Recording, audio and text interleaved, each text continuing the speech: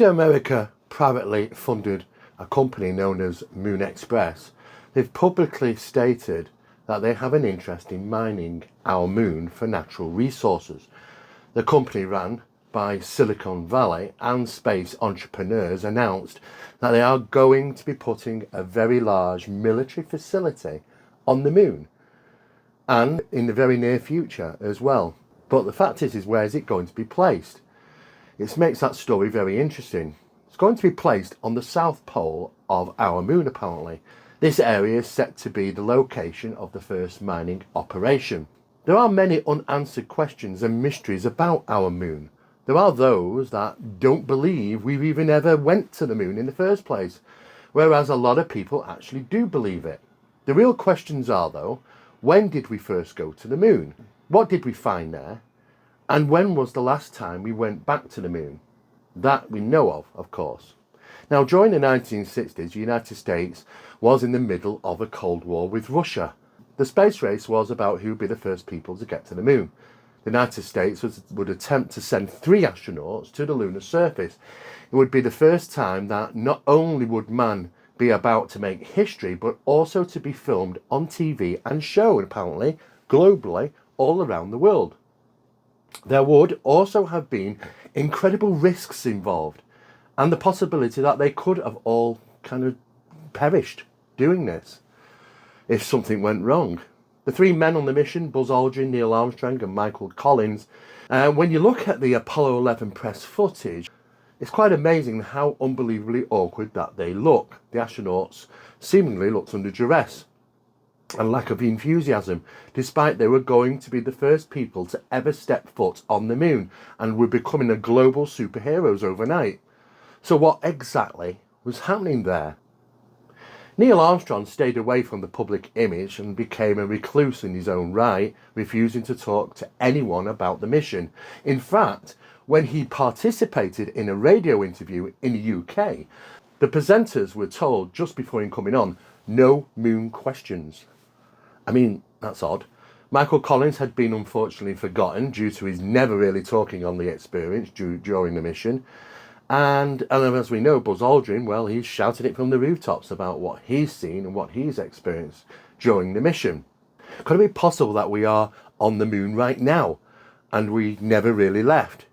You should also ask yourself, what in the world did deep state intelligence agencies do with more than $6.5 trillion that simply just vanished overnight?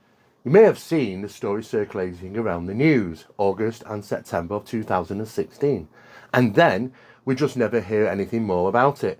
The story goes mysteriously quiet. The US citizens' hard-earned tax money gone at a click of a finger.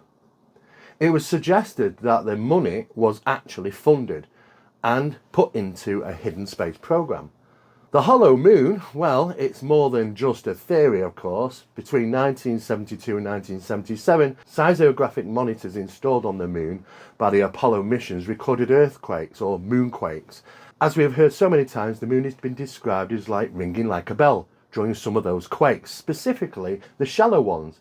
When Apollo 12 deliberately crashed an ascent stage rocket, the lunar module, onto the moon's surface, it rang like a bell for over an hour, apparently, leading to arguments that it must be hollow like a bell.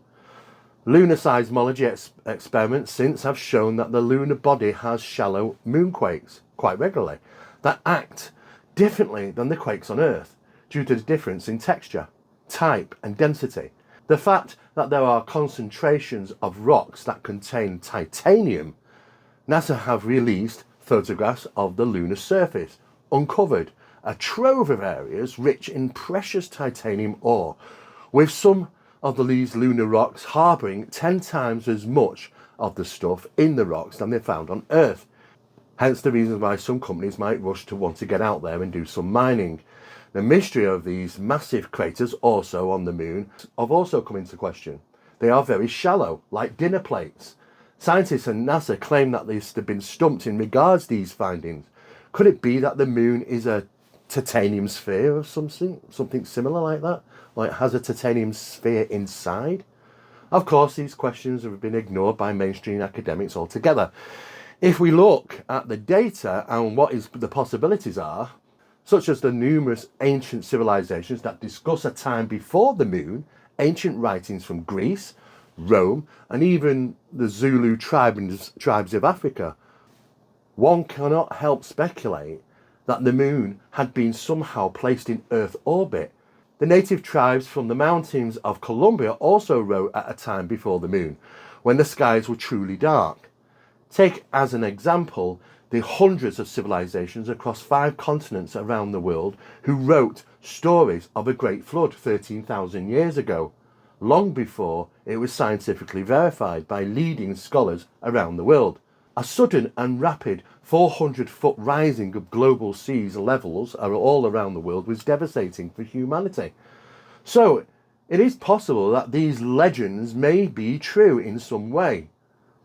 Maybe the moon was brought into our orbit of Earth far sooner than we would ever thought possible.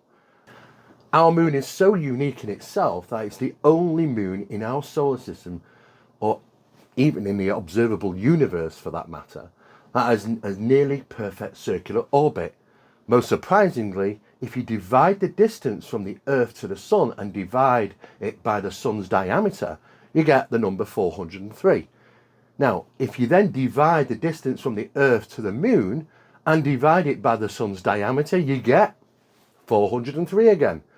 That simply cannot be coincidence, and it doesn't stop there. The Sun and the Moon appear to be the same size, but the Sun's diameter is almost 400 times greater. The Sun is also 400 times further away. But not only that, the Earth rotates at a speed of 400 times faster than the Moon and spins 366 times during 1 year. It's as if our Moon's placement is by design. There are other outstanding questions, such as the Apollo 10 mission and when they did a practice run to the Moon and back. Now, while the astronauts were travelling around the far side of the Moon, they heard what was described as strange frequencies, unusual sounds which they recorded. It was like nothing they had ever heard before. NASA kept quiet about those recordings of those strange sounds until 2008, I believe, almost 40 years later.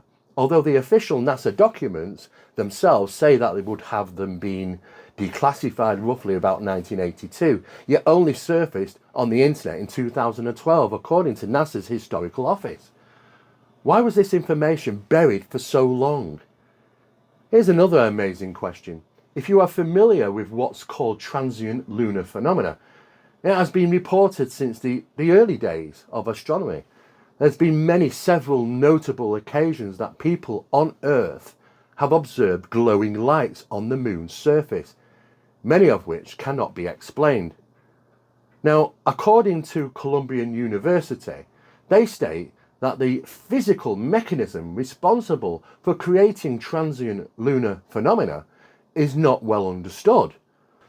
Out of the many theories proposed, NASA believe that they are the outcome of lunar outgases, that this gas is being released from the surface of the Moon.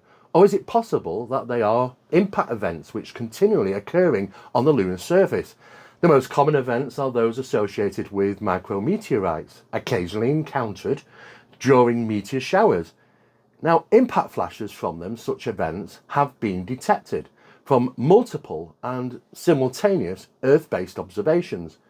Impact events leave a visible scar on the surface of the Moon, and these could be detected by analysing before and after photographs of a sufficiently high resolution. It has also been suggested that the effects related to either electrostatic charging and discharging might be able to account for some of the transient lunar phenomena.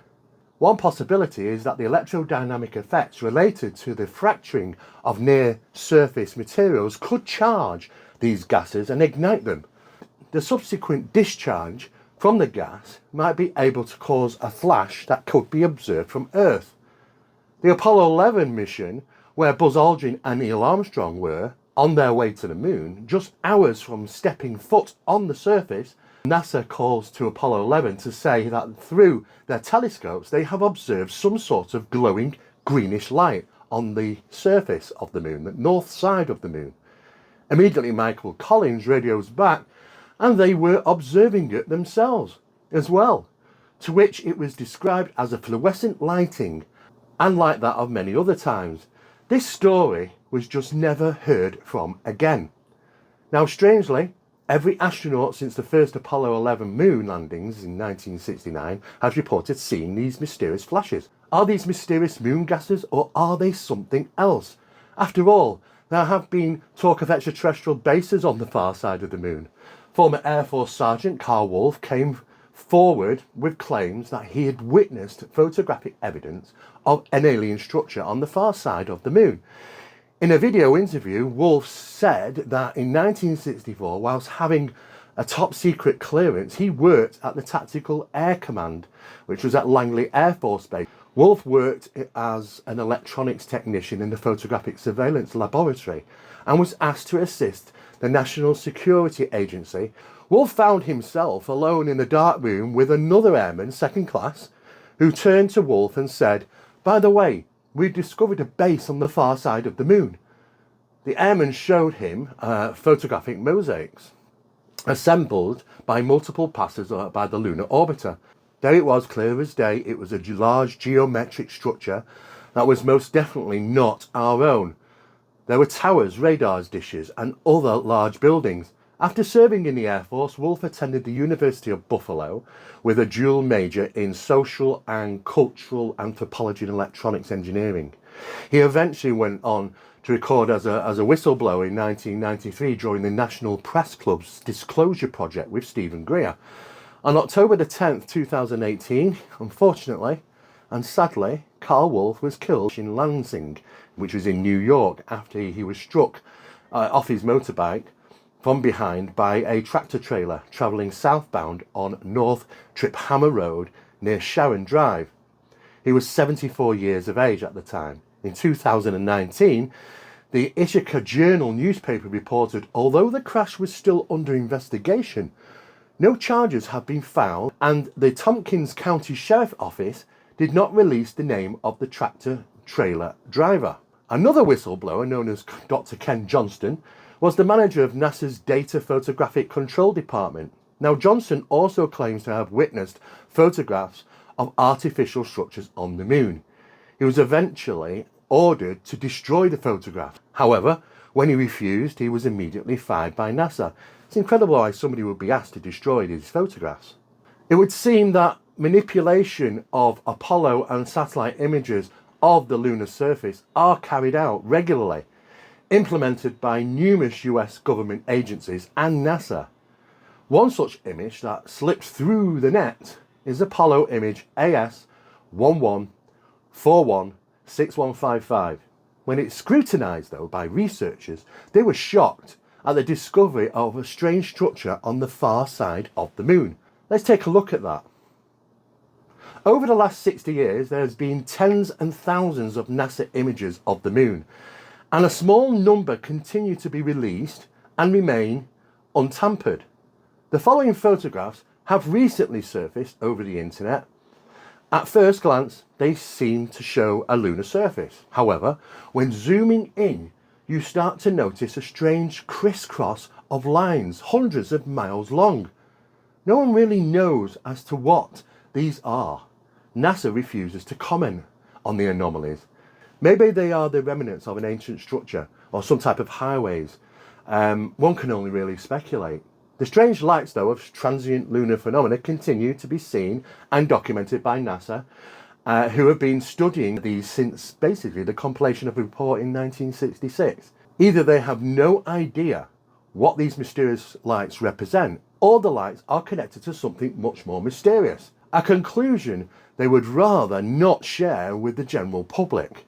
Maybe we will learn more the next time that man steps foot on the moon. That is, of course, if we ever left.